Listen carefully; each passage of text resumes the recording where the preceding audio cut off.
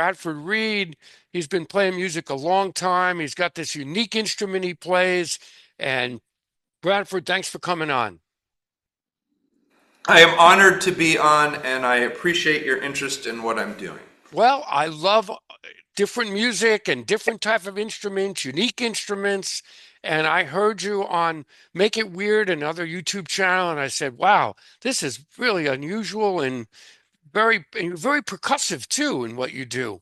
And I guess I could say that I've been hearing your playing my whole life. Now, talk about that. That's pretty amazing. Sampled in White Lines, and Oh yeah, I'm also a Liquid fan. I thank think you. one of the really coolest, most innovative, like groove bands, from New York. I mean, it was like I wish music had kind of gone in more in that direction. Yeah, it was quite a time to do it, and it all happened organically, and we didn't plan on sounding like that. It just happened, which is, Which was wonderful, and then along came like drum machines. yep, that's right. That's true. Then that Yeah, whole drum machine era happened. yeah. So talk about your early days. How did you get interested in this kind of instrument and music? Well, there too. I really could just simply say Fred Frith. I was a huge Fred Frith fan as a teenager and just loved his music. And I had never seen him play, but I heard that he made his own instruments. So that just suggested to me that was possible. There were so many just profound records that he made. There was a record called Speechless, I think, and then it just blew me away. I was probably like 14, Hmm. 13, 14, and then also Sonic Youth. Oh yeah, So right. that would have been really it's Glenn Branca via Sonic Youth, because without Branca, I don't think they would have had much of a. That's true. I agree. So those were my two kind of foundational influences, and I did not play guitar at all. I was trying to play guitar, but Right. I just couldn't play guitar. So but I was really into banging on things, and when I was in high school, I stayed with the family a lot, and they were building a fence. I Hmm. played in a band with a few of their kids, the Matthews family, and they were building a fence. And I took an old fence post and some old guitar parts, and made my own like one neck version of the Pencilina. Right. Um, and then the first thing I did was I had a guitar, and I put like bottle caps to raise the strings up, and I was just kind of like playing prepared guitar without knowing that it was a prepared guitar. And then I built the first Pencilina neck, Hmm. one neck, and then I went to go. I stayed with my mom for a while, and I couldn't make that much noise in her apartment. So one of the things I could do was put headphones on and play this weird instrument that Hmm. I had made. Right. And then yeah, I didn't go to. When I finished high school, I moved with a band to Philadelphia with these brothers who I played Right. with. And, uh, so I guess I had the weird instrument, but I wasn't really doing that much with it, the one neck Pencilina. And then eventually I moved back to my mom, so I had this one neck weird funny instrument. And Right. I put Yeah. like a movable stick in the strings, Yeah. I because saw that. Yeah. Okay. I had seen the it was the Sonic Youth Fire Hose. It was Fire Hose's first tour with Sonic Youth, and I saw them play at I think it was Hampshire College, and it was the first Fire Hose tour. After D Boone had passed, and it was just like it was just one of the most amazing shows ever. Hmm. And it was the first I had listened to a lot of Sonic Youth, but I hadn't actually seen them. And it was just this unbelievable show. It was like Halloween. They had like lighting fireworks on stage, and they just had all these, guitars and road cases and they would just keep pulling them out, for different songs. So my whole sense of like what guitar playing or could be was just you know I don't know, really, really, between them and Fred Frith, I just, so, and then I was like, well, I'll just put a stick in the strings, and that's how that started. And then, like I said, I moved. I was with my mom for a while, and I couldn't make that much noise in her apartment, so I had headphones, and I had this weird thing, and then I started playing on the street a little bit. I was working in the Okay. city. It was like saving money to travel, so I traveled with the instrument. And I think I was 8. I took a year off between high school and college. I didn't know that that's what I was doing, but that's what I ended up doing and going to college. But in the meantime, I traveled, and I took that little one neck instrument with me, and a tiny little like 9-volt amplifier on my adventure, and I went like all over like Southern Europe and ended up in Morocco. Oh my Uh, gosh. Wow. yeah, That and sounds neat. it was really cool. And there were like these, there were Berbers there who were just amazing, and I hung out with them. So I had like I just had a really nice exposure to like very sort of free groove based improvisation. Really early on, maybe when I was 18 or 19, and I also was really into gamelan music. Oh, okay. A friend had turned Wow. me on to gamelan music and the Slits, the Oh, they band. were great. Yeah. Oh, I So remember them. so it was like so there were all these things that were just kind of influencing me and making me really, just fascinated and really kind of expanding what, I don't know what I was always into groove. That's why I like Liquid so much. Yeah. I just love groove based music that's kind of unusual, not machine based. Not necessarily, I don't mind machine-based music, but I just think human beings playing grooves is a lot more interesting. Yeah. And then whatever. And then I went to Bard College. I studied with Leo Smith was one of my professors. Okay. Do you know who he is? No, Leo. no.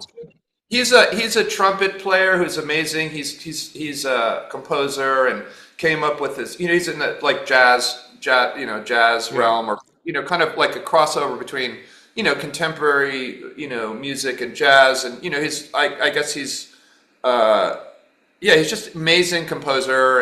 And so he gave it the name the Pencilina Oh, he when I was. did? Okay. Yeah, he's I like, what was do you going to call ask you that about thing? that. What do you call that thing? I'm like, I don't know. And I used to play it with pencils. And he's like, well, why don't you Oh, call it a Pencilina? And I was like, oh, that's cool.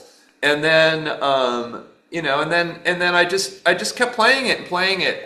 And towards the end of my college experience, I added a bass neck. I went to college with Bill Bronson, who was a bass player. He played he was just an amazing musician. And he said to me, oh, why don't you add a bass neck? And I was like, huh. And I that's a was like, great idea. great idea. And so I like rigged up a bass neck onto the thing, and Yeah. and then it just that's when that started. So I think the bass neck happened when I was 20, probably like in 20 or 21.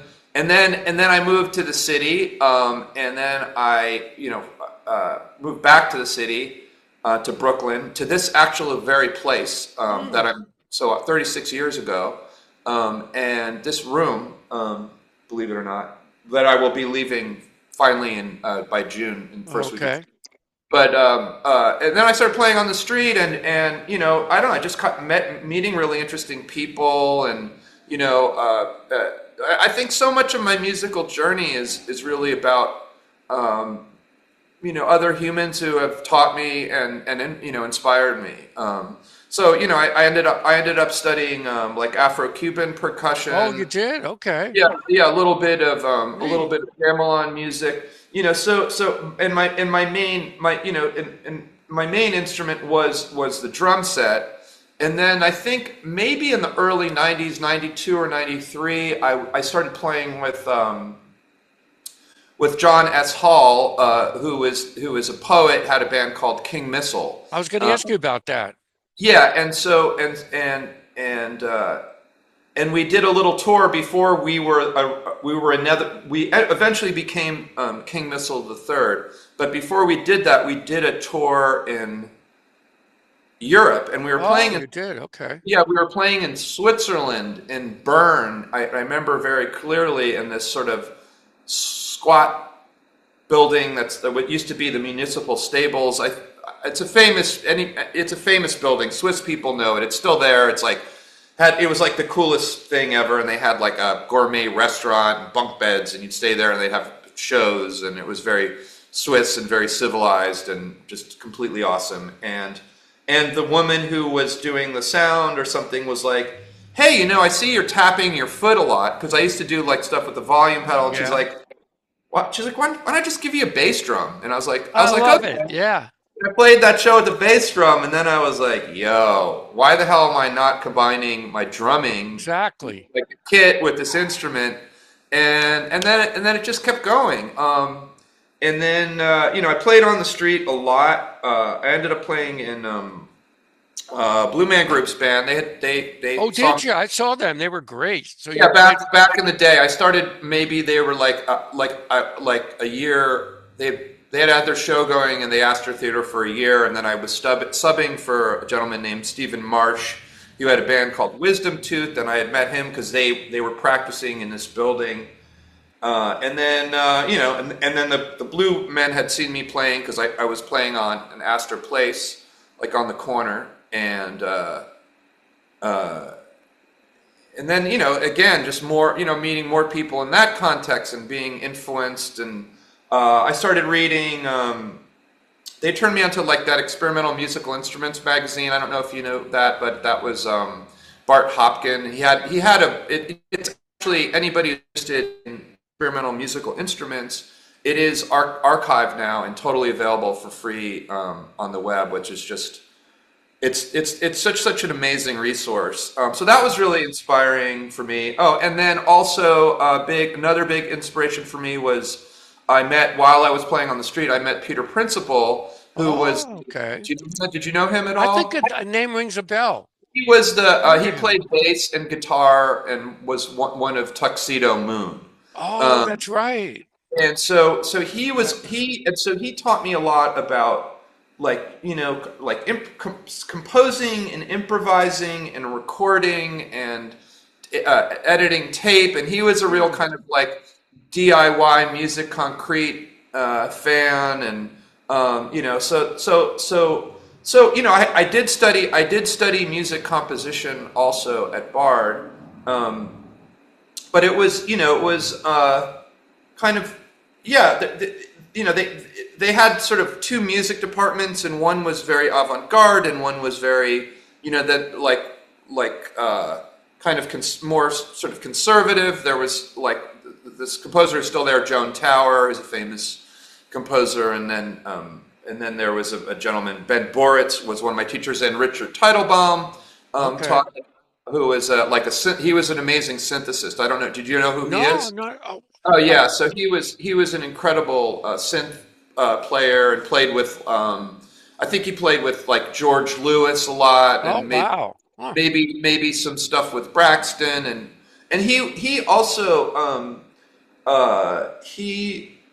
he was just wonderful, and would always and he'd say, "Yo, check out Barry Altschul, or go to this thing," or he was really into like recommending things, like to go see in the city. And I was super lucky. I really met just wonderful, inspiring people, and I'm mentioning all of them because I think all that sort of went into all these things, the drumming, you know, uh, Influences, right? yeah, Yeah. studying. I studied a lot, and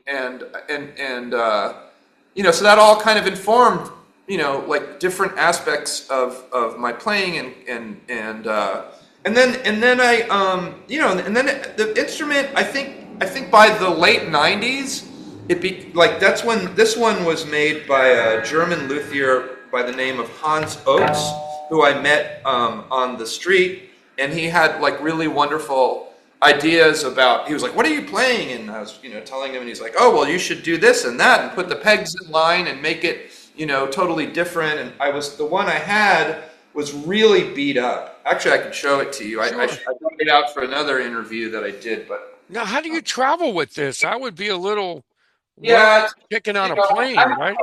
I have a Seems kind of you'd have to have some really good cases for that no,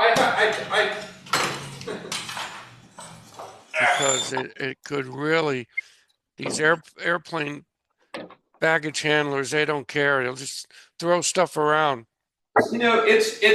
it's amazingly kind of robust instrument. Like it's, Okay. I mean, just pieces of wood. So here's the first one, or one of the, Oh, okay.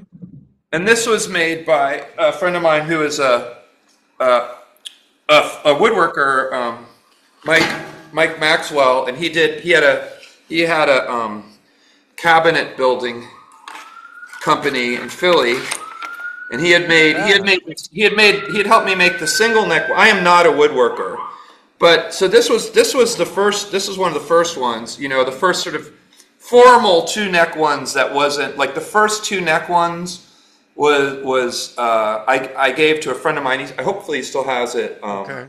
Ian Pei, who was one of the he was the original drummer of Blue Man. I gave Okay. that to him. But is this one was made by a cabinet maker. I'll just pick up, it's falling off, and it's Okay. really funny because like I was playing on the street once. I think I was in Harvard Square in Boston, and I dropped it, and so it ended up getting fixed by somebody who I was helping set up the show, the Blue Man show there when it opened, and so one of the technical theater guys like Okay. bolted all this stuff onto it, and it was cracked, but he did a fix, and it's really heavy, and it's Imagine. also Looks it. and it's really and it wasn't made it wasn't made by a luthier, so it has like terrible warpage and whatever, but I played this for years, and it was really funny, and I played it for a really long time. And then finally I met this other guy, and he's like, the German luthier, and he's like, well, you should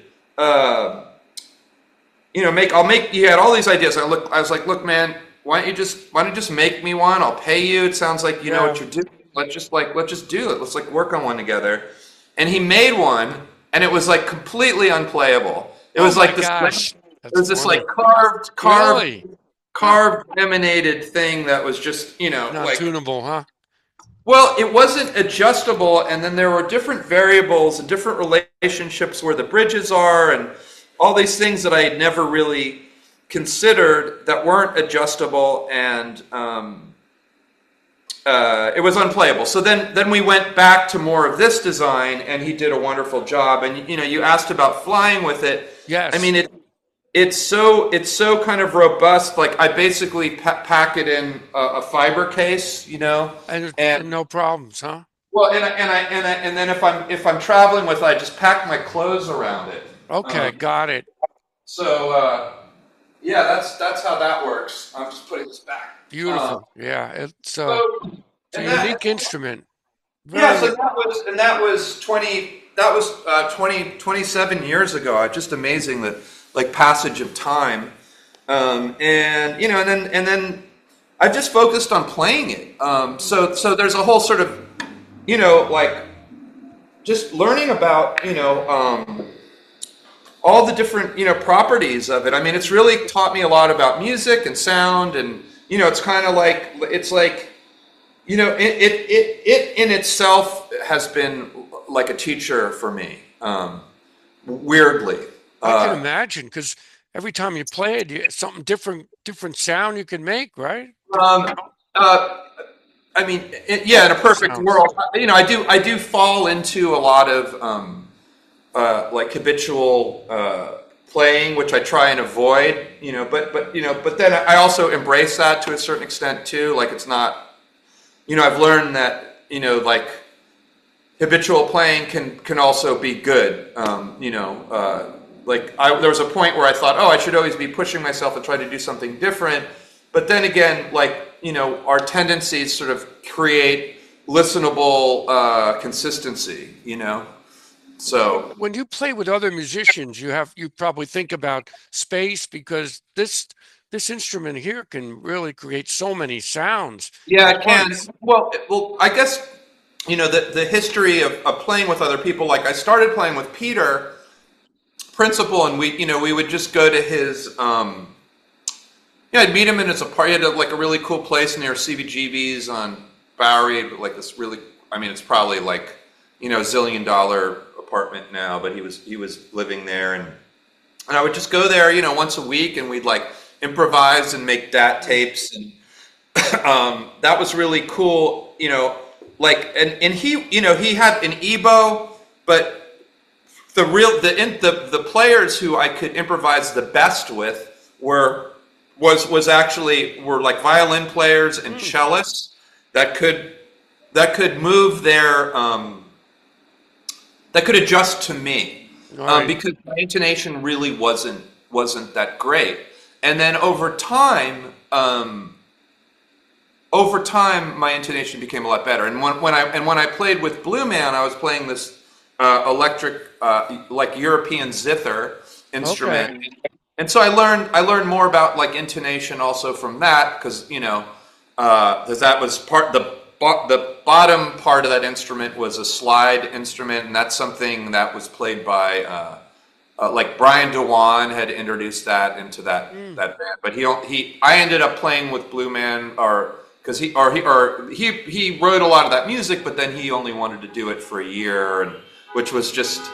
Do you know him at all, Brian No, DeWan? no, no. Oh, he's amazing. He's a fantastic composer, and I think it's his cousin Leon makes these amazing electronic instruments, Dewanatron. Okay, wow. Yeah, but he's super cool. But I always thought it was amazing. You only want to do it for a year. So then I'm playing this weird instrument, that he had, like, it's like a folk instrument, but they had adapted it and put like, magnetic pickups on it. And so I learned about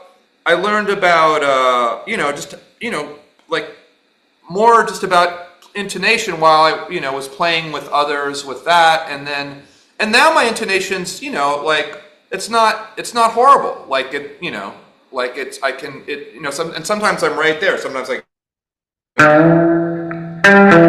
play the Okay. exact note that I want, that I'm going for, that A, or I like to see how far. Let's see. I'm gonna hit the tuner here. Yeah, It's funny. I'm always just a little bit sharp, but I'm not. I wasn't too far off. So, so I'm always I adjust to other players if I'm tracking something that I'm going to give to other players. I better have a reference that I'm playing to, or it might be difficult for them. I saw a video with Satellite and the Harpoonist. That was great. You played Yeah, great that with was that band. super cool. What'd you say? Yeah, you played great with that band. I Oh saw a yeah, it couple was great. Well, videos. when I as soon as I hear the note on the keyboard, or harmonica or whatever, then I can just I just adjust right to it. But I'm not I think I'm not like A440 if I'm playing by myself, which is part of the charm of it. And the other thing with this instrument is that so that's kind of the history. I guess past the late '90s, just I started incorporating the drums more. I would tour with King Missile, playing with King Missile, and then I would open up for King Missile. I see. So I would do it like a double set, and I'd open up like doing like a solo set by myself, and I was kind of like a one-man band, type of much more sort of avant-garde and raw thing than like what Steel Beans is doing. I don't know if you've heard him, but A little bit. yeah, something like that. But with this thing, and then I've also always been really into electronics. I added the Nord modular in the late '90s to the setup, which was like a programmable modular synth that Okay. that made by Nord, and it was like a small box, like like about the size of a VHS tape that you could program, and that had two ins and two outs, and it had filters and oscillators and Oh, everything you'd have in a modular. It was like kind of like VCV rack or something. You'd have and so okay, I'd play through that. So if I wanted some kind of ring modulation or something like that, just weird synth effects and just bizarre random things, drones, whatever. Sometimes I would play through that and program, right, patch, right. and then I guess I finally I would build a lot of like pedals and things like that,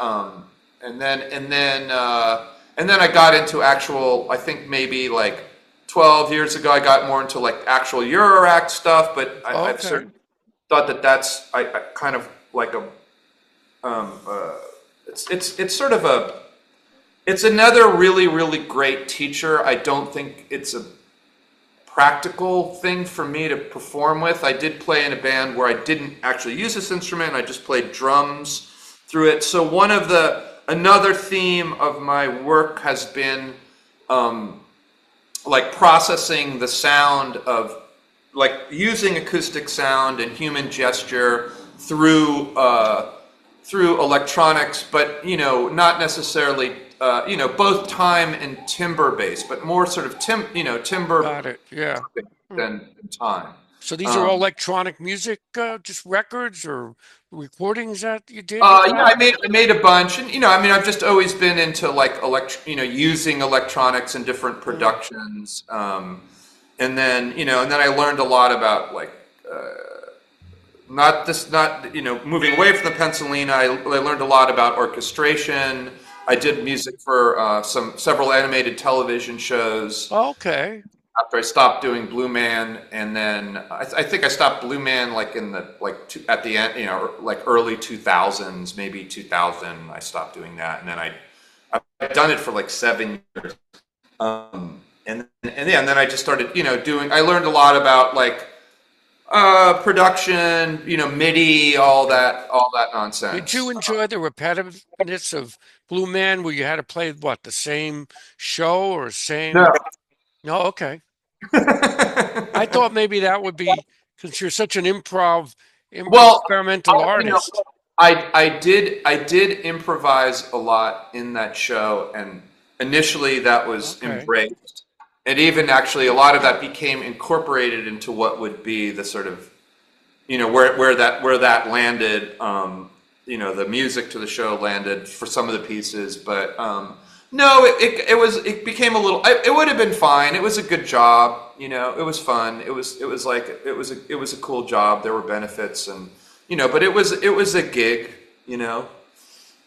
So then there wasn't. They had a specific stuff they wanted to do, and it wasn't. They weren't too.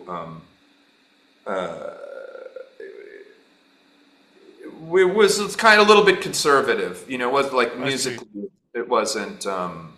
It didn't get too edgy. I see. Right. Well, you have a lot of people coming from that are just want to Yeah, see the main group and I think it started out, pretty kind of like more like with a punk ethos, and ended up mm, just as a sort of something that would work well in Vegas for like family entertainment. right. That's what I'm saying. Yep. And So, that's where they landed. But anyway, so yes, go ahead. Sorry. what pedals are you using now? What Oh, I'm sorry. I have the most boring thing set up right now. that's all right. I don't have I have a gig coming up where I don't need my whole big pedal board. So amazingly, well, pedal wise, what I use now, I can show you. I'll That'd bring be it over. great. Yeah, I use. So using a lot of loopers also with Not no. there's a lot of Here's pedal. my here's my pedal board. It's missing, and normally it has. Here, I'll just stick this here just for Okay. display purposes. But normally this Sure. this, this thing sits in here. Oh, it does. Okay. like that. Let's see, can we see it? Is Oh it? yeah. Yeah. So normally this is in the middle here. So Okay. I mix the different pickups with this little Boss mixer from the '80s, Okay.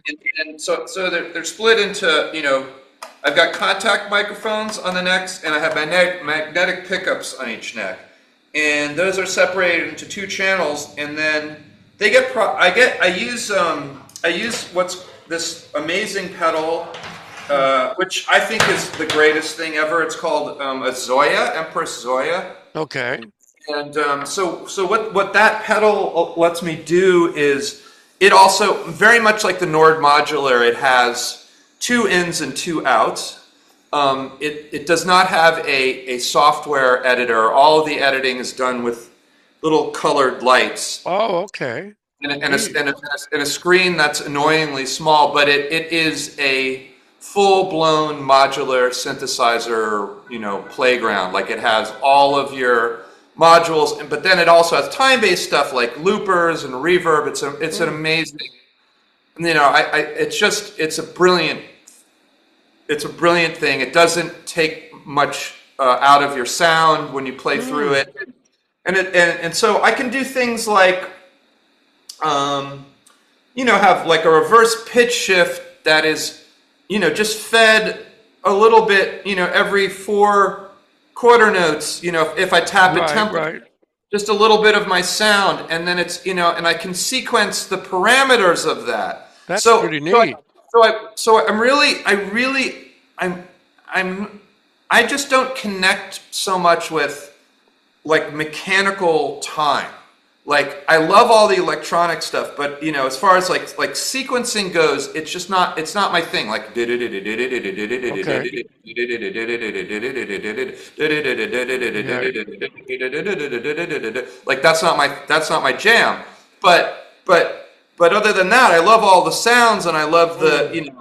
so instead of sequencing sounds, what I'll do is I'll sequence parameters of the effects that I'm using, and kind of like try to really Hmm. incorporate them very strategically so that I'm not so that you don't really hear that the patterns that you're hearing are really coming from my body, and the I see. sound being augmented with this device Oh, is just like little, it's almost like I had a little assistant doing like dub for me, that's pretty neat.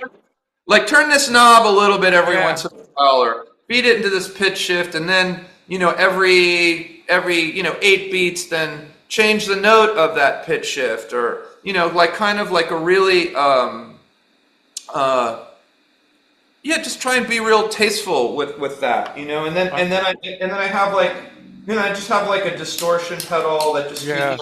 bring out like the harmonics of the instrument, and then I have and I do use I do this does have loopers in it. So another thing that I'll do is I'll make my own kind of looper compositions where I'll have multiple loopers, and I'll go okay bleh, and then I'll have a looper that like is playing it forward, and then one that's Yeah. playing backwards a fifth, lower, and Well, then on the bass neck, it'll be an octave higher, but I'll have it be going through a filter, so I'll take out the digital high end of that, and then it goes, and then everything kind of goes into that's pretty neat.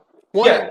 yeah, so it's Yeah. separated into these two signal paths, and then I go and then I run it through amp simulators, and I use this beautiful, wonderful, lovely Boss GT 1000, and what that does is that has its own pedals in it, but it's very much like Boss pedals, so just solid distortion, Got and then it. a lot of like meat and potatoes amps. So if I'm playing in a club or recording or whatever, all I really need to do is just go direct with that, and there's my sound. That's You know, good. Yeah. and if I want to be playing through like a Marshall or Twin or some kind of SVT or something like that, I can just like pull that up. Different more aggro distortion pedal. Pull that up. So I'm really into like the variability of just having a lot of options. And then what I did was I have this little, it's called a MIDI baby. It's got three buttons on it. It's I got Never one heard that of was that. MIDI baby, huh? Indie Baby, and it's right here. Oh, Uh, okay. this And purple thing, and right. what that does, and then what I do with that is I categorize. I've categorized the effects that I've used the most. So from from 0 to 7, from 8 to 15 or 16, and 16 to 28, 24 or something. And so each of those buttons has different categories of processing. So if I'm playing like blues stuff or whatever, Right. or I just have my reverb, I've got my tremolo, I've got my basic. If I know I'm going to be using these for a particular set or a project, I just do those, boop, boop, boop. So basically, like my whole sensibility is I'm doing so much shit Yeah. with my body that I don't have any time to turn knobs or look or do presets or whatever. So I just go boom, boom, boom, and Right. there's the preset. And if I want this thing that does the tremolo thing or whatever, I know that that's in the bank that does the more weirder, glitchier Yeah. thing. And then I have this sort of Huh. like spacier bank. So I'm just like I've organized it that way, and it works really good. I tend to like learn these boxes like really, really like spend a lot of time learning them, and then I just program them, and then I use that for years. Now, Like, is that on your new record? I must, you yeah, got to sure. promote that pedal tone. I mean, I've, it sounds great. That you have a new record. Oh yeah, the record's a combination. Yeah, I use some of these sounds. I mean, Is that part well, of that? You used a lot of that, your effect, your pedals with that record? no. Okay. That's a good answer. I didn't. I used the modular synthesizer a lot. Okay. I would kind of, I decided for the record that I would do things that were just like just one-off things that would just be impossible to do, and just like wild experiments with, giant bass drums and Certainly pieces of sounds it. shell. That's how I And found out about your music. It's yeah, really just good. like I was using I guess the song that guy played. He sent me the link, whatever it was called, noise something. But that was like a big Ludwig orchestral bass drum, and I think I had two of them here, and just weird. I just had like extreme stuff, and then like for some of the sounds on that, I plugged this just directly into preamps to just get the, like really good preamps to get like just the most full, like, intimate sound of my hands on this instrument. And then, I mean, I use this a little bit. This pedal board is really for when I'm doing my, stuff with other projects and improvising with other people. So Got it. Got it.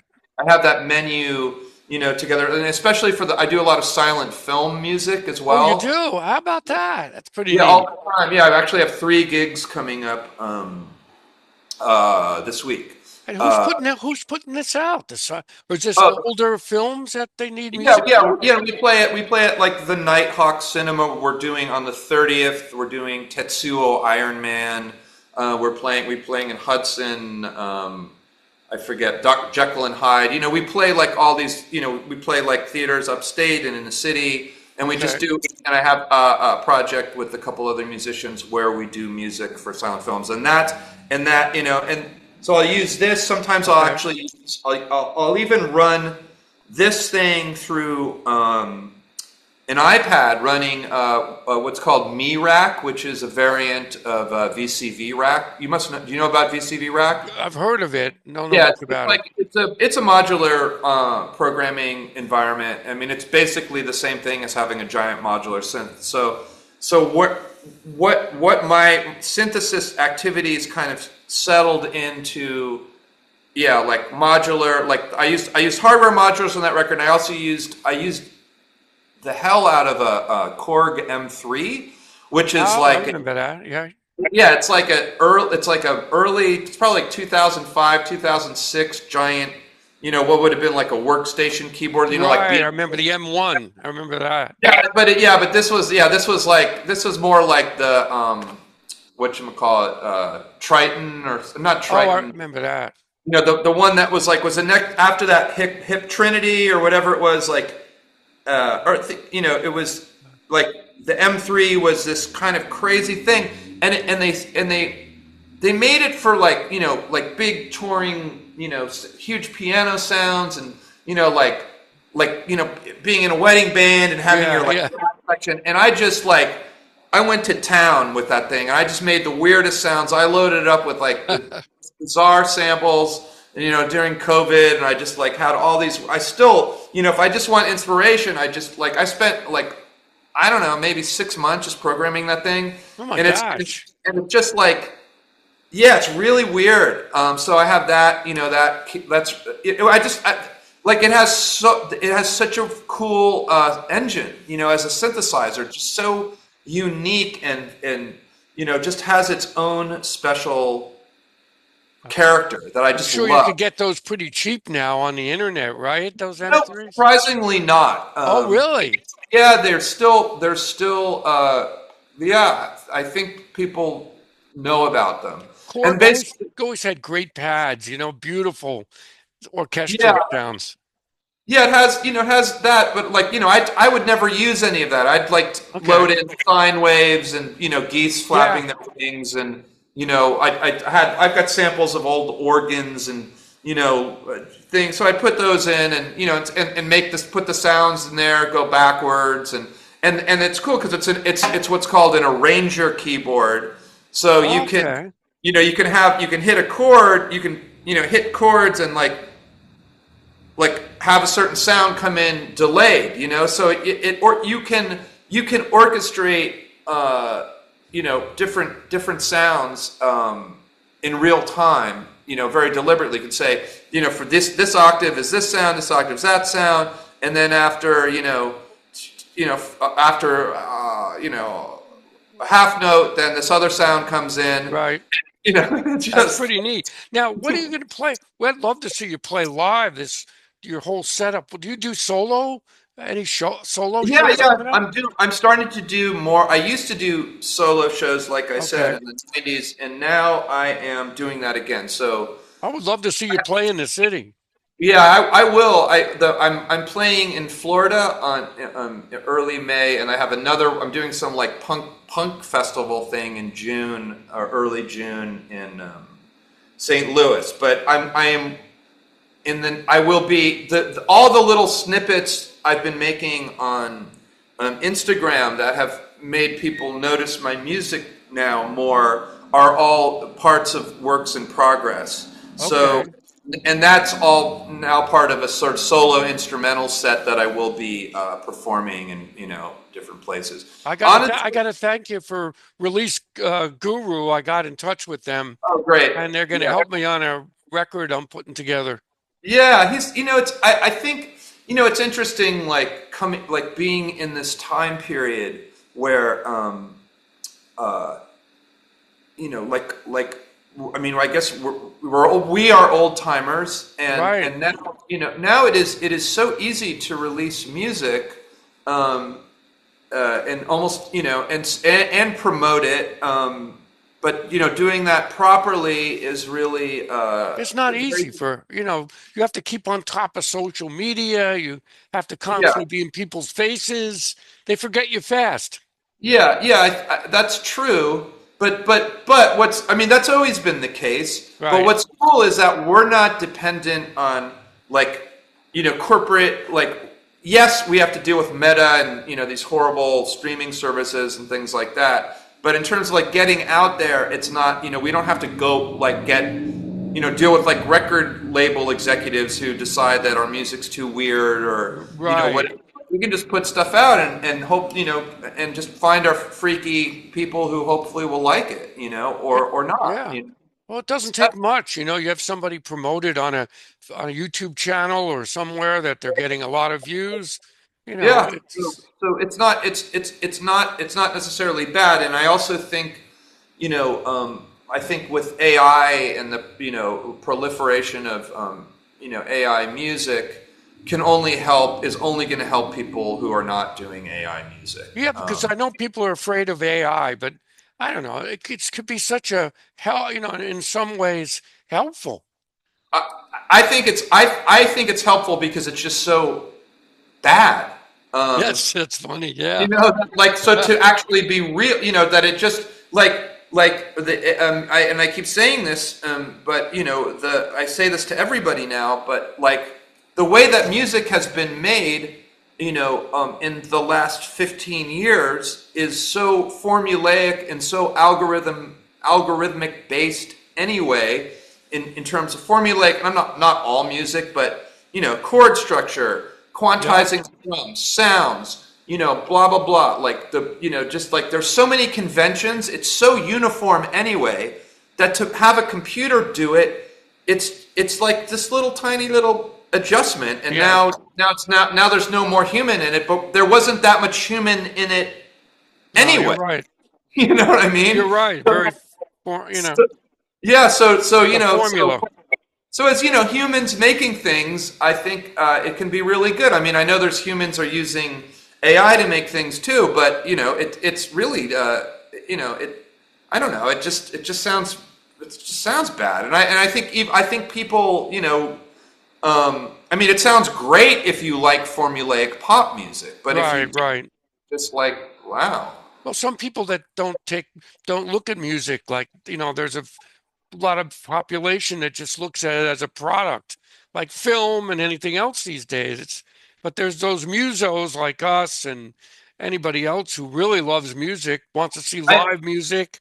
It's a different I story. think I think that's always been the case, Mm. but I think now with AI and with that now that anybody can go like, I want to ignore Yeah, you, it broke my heart, and then it's like then it's like the funkiest like I yeah, want and to then ignore you, yeah, and it's like yeah, this incredible thing. Now that there's that, like the real weird stuff, people are kind of just like they want to hear humans playing stuff. they So they do. want to hear Jesse Wells, playing guitar. They want to hear that like Angine de Poitrine, the French, Right, right, right. like I the love like that band now. Yep. yeah, anything that's kind of like not like we could be, getting into another era of, The Residents and, Laurie Anderson and, you got like what, like all the kind of cutting edge stuff that was happening, might actually start to rise above this, froth of plasticity Right, of right. Exactly. That's you the know. right word for it. It is. It's just And I look, I think anybody making music or enjoying music, whether it's made by AI or whatever, I think it's a beautiful thing. yes. But to make music and to connect with an audience is an even more wonderful thing, as a musician. And I think the AI is making it's making music that is just so vapid that Right, right. That's true. people I don't think it's just like I watch things on TikTok and it's like like these like young girls in the suburbs who would be normally bouncing around in their bedrooms to Taylor Swift, and they're just like jumping on their beds listening to Angine de Poitrine, like Yeah, bugging out, and I'm like that's man, that's cool. You know yeah, what I mean? Like it's like so I just think like the real stuff is going to cut through. And yeah, and then so when you put on Spotify, it's basically going to be like you're going to expect, or at least I do, 60% what we would have called Muzak, which right, is like right. music, That's You true. put on your favorite thing, and then the next thing is like some sound alike elevator music thing. Like who's going to want to listen to that? And Not there's me. and there's not many people making money doing any of this unless you play Well, live. You're a band that plays a lot live and has yeah, tours, right? well, people are making a lot. I mean, Spotify executives are making a lot of Oh, money. of course they are. Yeah. But I think stuff's changing. I don't know. I feel it. I really feel it. I feel it. And the fact that I've been doing this for so many years, and Mm, now people are like, wow, that's cool. I mean, yes, I didn't really put myself out there, but that, the way that people are connecting to it is like, it's just it feeds back and inspires me to keep going and making stuff. And, I'm just, I think we are in all these new technologies, whether it's the printing press Right. or radio or TV or whatever it is, it's always going to have there's always going to be a double-edged sword there. Exactly. Could we see a little short demo here of Sure. I would Um, love I'm just a little yeah. love to hear this instrument. I didn't really prepare Might be anything. lowered a little bit, the volume. Look, turn it down. That's good, yeah. That's good. That's good. Let me see if I can find my sticks. Where did I put my sticks? That has some sound. Yeah.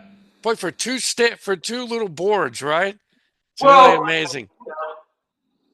I mean, guitar is just one little board, and violin is just even a smaller little board. So, little boards are pretty powerful. They are. Yep. Um, Oh, look at those sticks there. That's pretty yeah, so neat. these are, they're the size of pencils. These are 3/8 hickory timbale sticks. Okay. And I'm using like a Kinesio physical therapy tape as like on the grip end of Look at them. they're custom made too. Look at that. I cut them That down. is great. Oh, that sounds great.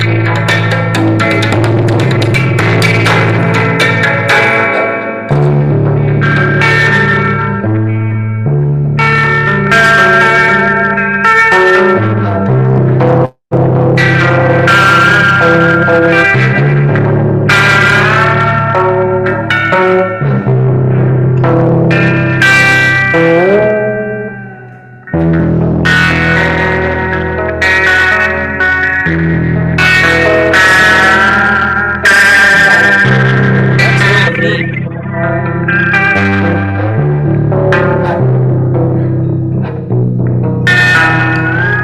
And there's,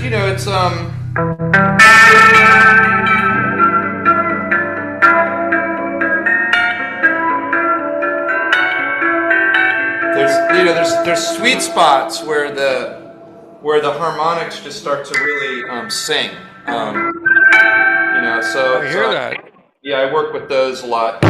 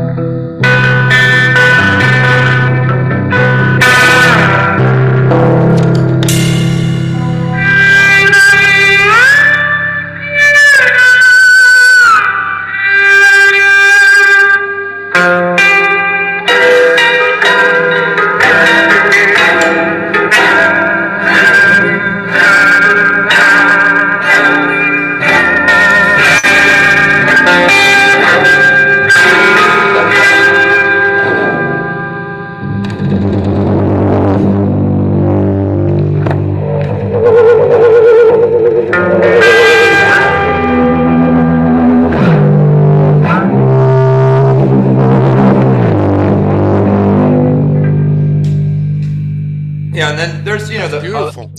other parts of the instrument. That bow really adds something. You get so much harmonic overtones on that. It's Yeah, there's a really lot. And fantastic. yeah, and they're not, there's different sweet spots because there's two tuning systems interacting together. You have equal temperament and a sort of just intonation just by nature of the instrument in that it is subdivided fractionally. Hmm. Uh, with the stick. So I could be right in, dead center and get, what is essentially the same note on either side of the stick. Here, I'll turn down the distortion a little. And then if I just move it a little bit, step, then I have like all this harp stuff. Oh, beautiful.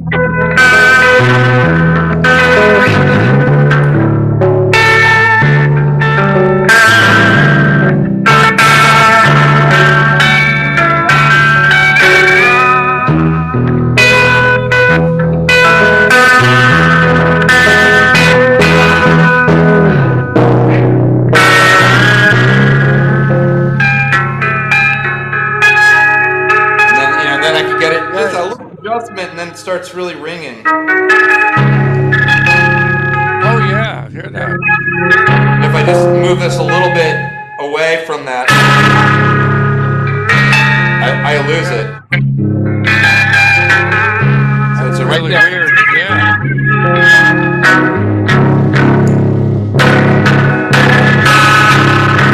It's almost like orchestral, Yes, it is. Yeah. Oh, I like that.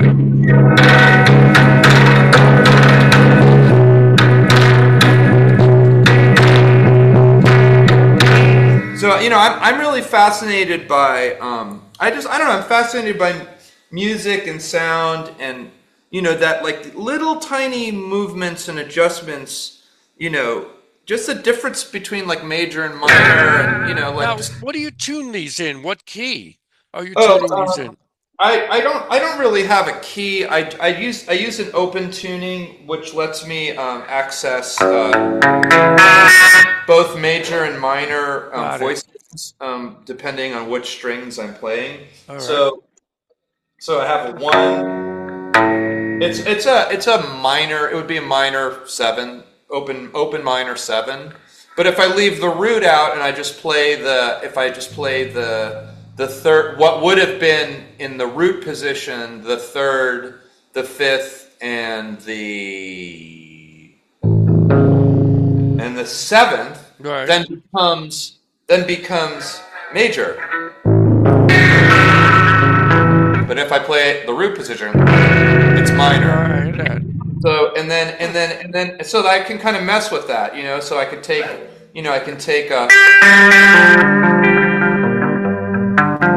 something minor, but if I superimpose just the root and the fifth above that, then I get the sort of major voicing of this the bass neck. There's all kinds of little weird tricks and maneuvers. The problem is, or just the nature of the instrument is that it has a limited range in terms of in the consistency of intonation across each chord. So if I start to, the closer I get to the bridges,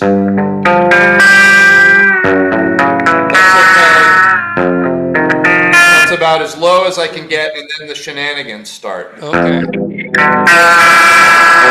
Right, I hear that. But then what I can do is just play this one string. Oh yeah, I love that. Very country western. Yeah. Love that sound. Like Dick Dale. Yeah. Right.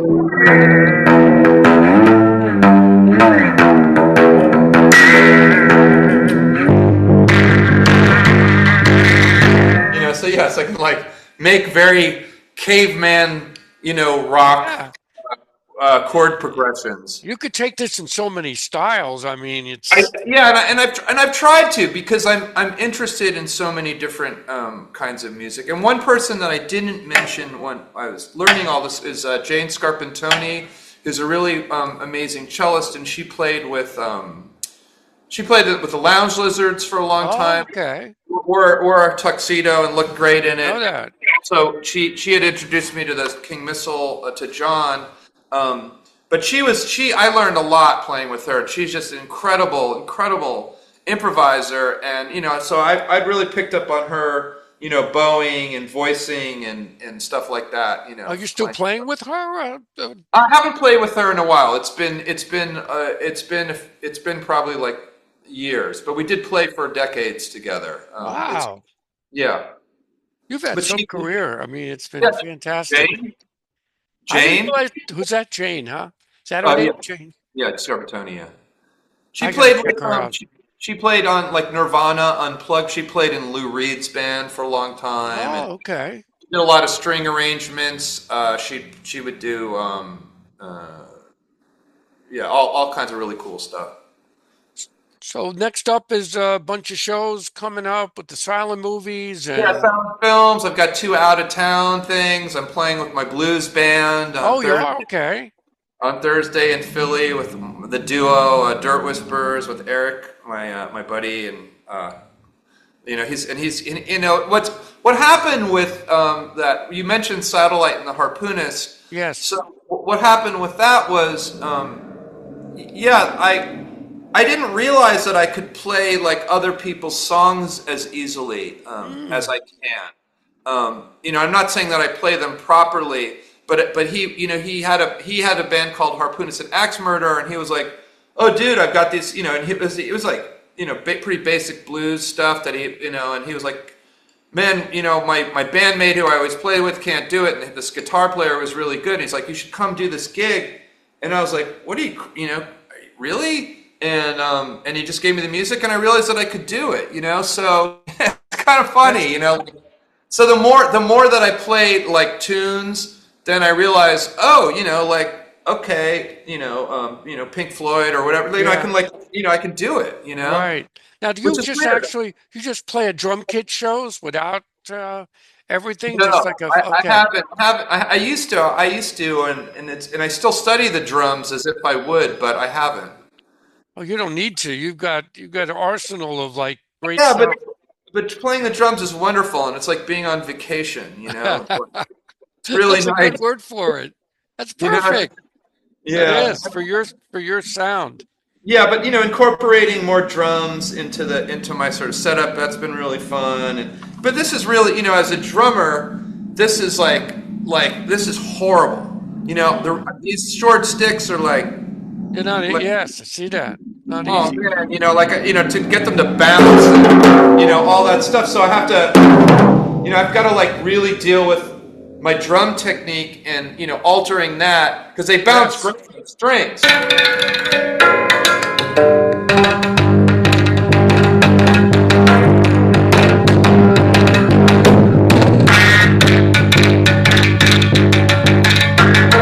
So they bounce really well on strings, but Yes. when I try to do them on the drums, it's like There.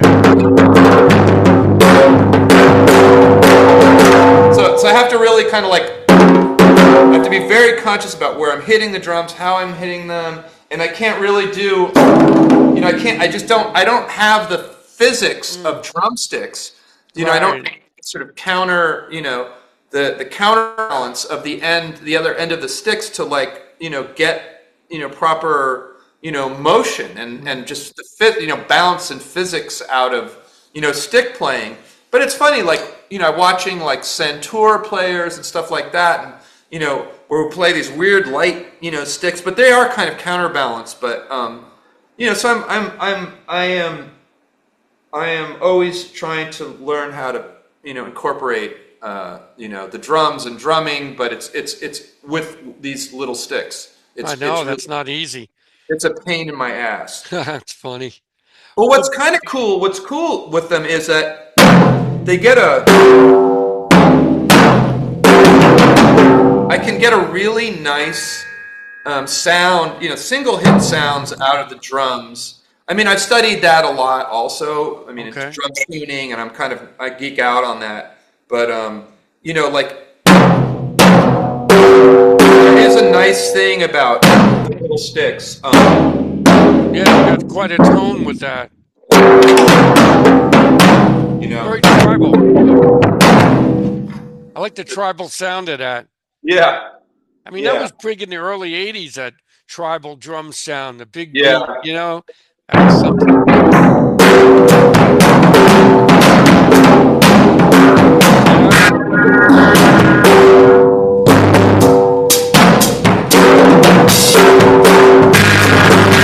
And I can also do things where I'm like, because I'm playing bass and the drums at the same time, I can play with the feel, right? Like displacing, offsetting the bass behind the drums or in Right. front, whatever. So I can kind of, have different, really different kind of like, bouncy feels and things like that, based on the,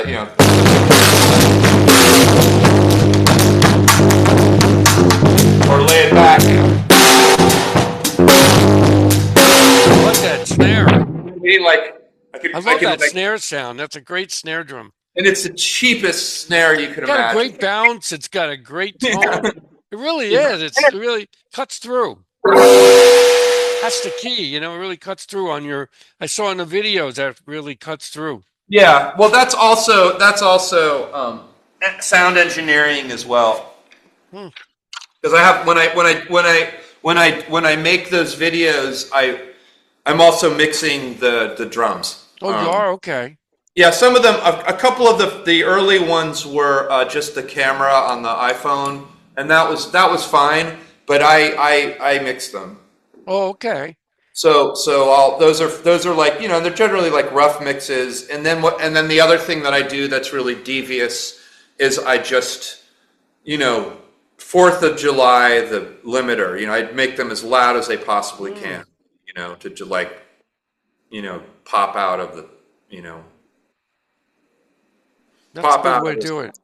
Yeah. So send me some items to put in the description. So to add, besides your Instagram site and your website, and if you You have have the anything you have else. the link tree. I mean, you could just put the link tree in there. That's pretty much Okay. everything. Okay. Yeah, the link tree is good, and I have a YouTube channel as Okay. well, Great. and I'll be putting more stuff up on that. And yeah, was there anything else? No, I can't think of anything else. I mean, we covered a lot, and I hope to see you live play. I mean, I want Yeah, to see man, this in action. it would be really nice to meet you. That would be great. I want to come in the city. I'm only about an hour away, but with traffic, Where are you? I'm in central New Jersey, Where? South Plainfield. Oh, okay. That's not too far. No, not at If you all. ever want to come out for a jam here, or have a room, Great. or have just enough for like 3 or 4 people. Oh yeah, I'll definitely do. Do Come you have a out. drum kit there? No, no drum. We have Uh, rototoms, percussion. Oh Uh, yeah, I'll definitely come. I'll come out at some point. That'd be really Yeah, fun. that'd be fun. I'll have a couple friends come over. They're good Great, players too. excellent. We can I have a have a jam. little Zoom recorder, and I'll bring that. That'd be great. Excellent, man. So listen, great talking to you, Bradford. Good luck with shows coming up, and I'll Thanks have for this up soon. Yeah, thanks for having me. I really appreciate your interest in having me. It's really It was sweet. great. You have a unique sound. Thank you. Okay, take care now. You too.